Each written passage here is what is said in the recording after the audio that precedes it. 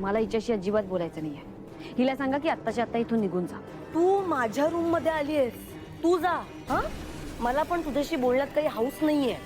हे बघ माया, एक मिनिट थांबा, जरा शांत व्हा.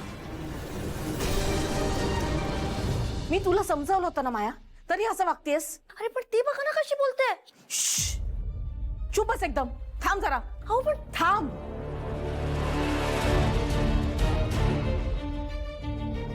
मीरा, हे बघ, एकदा ऐकून घे.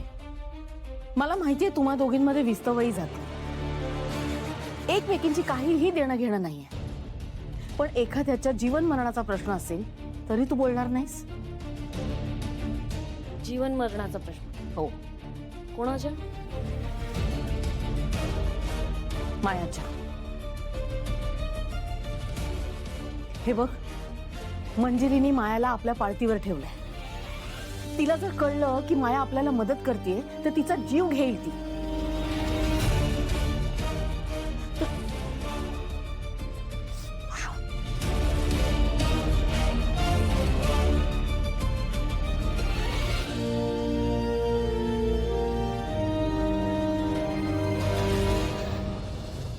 हे बघ मीरा, मला माहित आहे आपल्याला एकमेकींच्या खूप गोष्टी आहेत ज्या पटत नाहीत, पण आता आपण एकत्र येऊन खूप मोठं काम करू शकतो.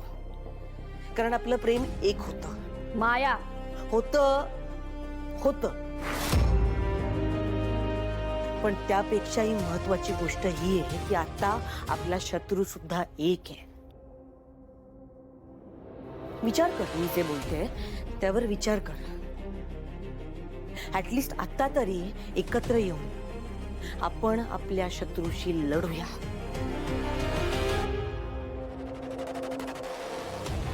हो मीरा, आपण एकत्र लढूया.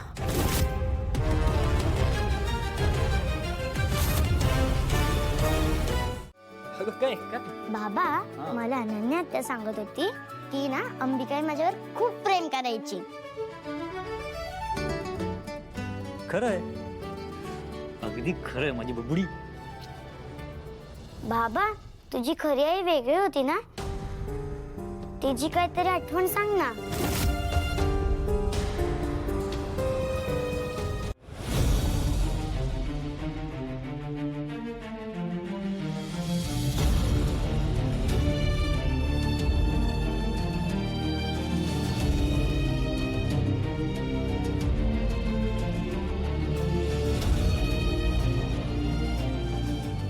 वेदाचे बाबा, तुमच्याकडून कधीच तुमच्या आईबद्दल ऐकलं नाहीये. सांगा ना. मी खूप लहान होतो, मला काही आठवत नाही.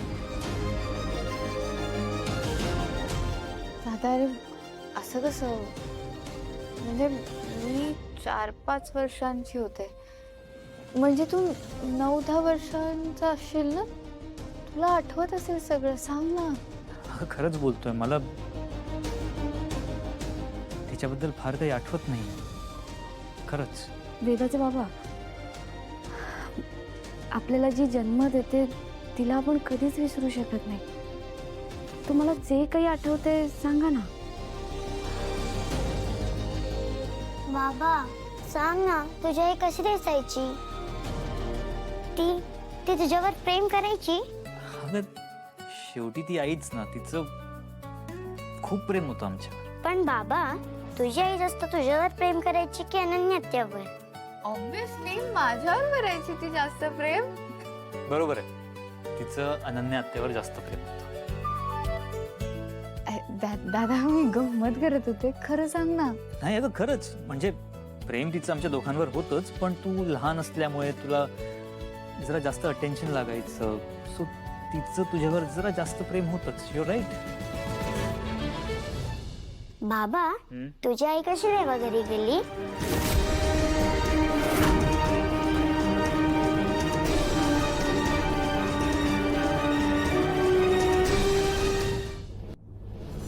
बोल ना बाबा.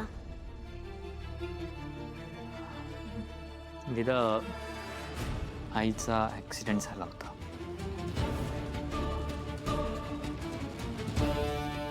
ती ना असं बाल्कनीमधून पडली होती आणि तिला हॉस्पिटल घेऊन जायच्या आधीच, आणि मी खूप लहान होतो ना, सो आई गेली ह्या गोष्टीचा मला अर्थच माहित नव्हता तेव्हा.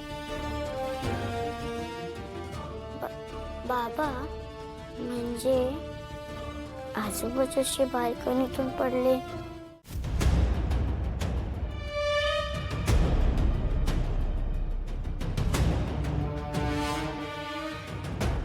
म्हणजे आई बाबांसारखीच गेली का?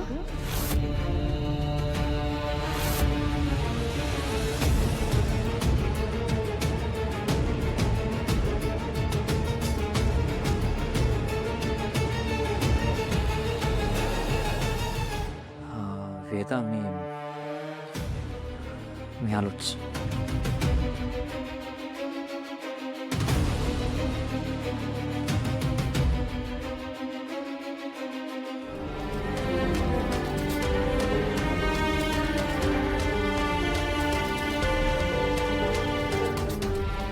अनन्याताई,